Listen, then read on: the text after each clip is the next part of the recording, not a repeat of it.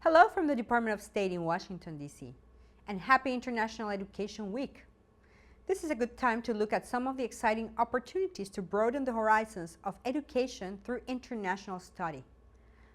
The power of education fosters economic development, advances social justice, and brings people together to address critical problems like protecting our environment. Education is a force for peace, prosperity, and social justice. International education enriches and deepens the educational experience for students, faculty, institutions, and communities. For example, when a Nicaraguan student comes to study in a small town in Iowa, she benefits by receiving a first-class education and by learning to deal with a foreign culture. When a student from the state of Maine goes to study in Chile, he gains a mastery of Spanish, learns new approaches in his field, and develops a deeper understanding of Latin American culture.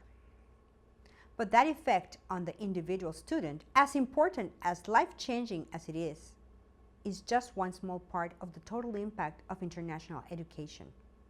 Each student's international education experience ripples out from these individuals to affect all their fellow students, their professors, their universities, their families, and their communities. They affect everyone they come in contact with, and that impact lasts.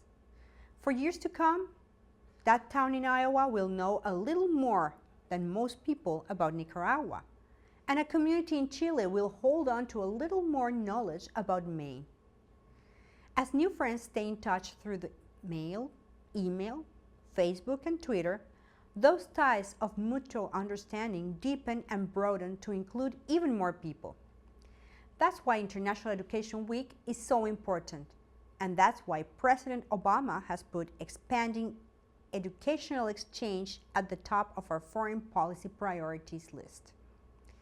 Last March, during his visit to Latin America, the President set a goal of increasing the number of students from Latin America who study in the United States to 100,000, and increasing the number of U.S. students in Latin America to 100,000 as well. That goal, which we are calling 100,000 strong in the Americas, is something we can all work toward this week and throughout the coming year.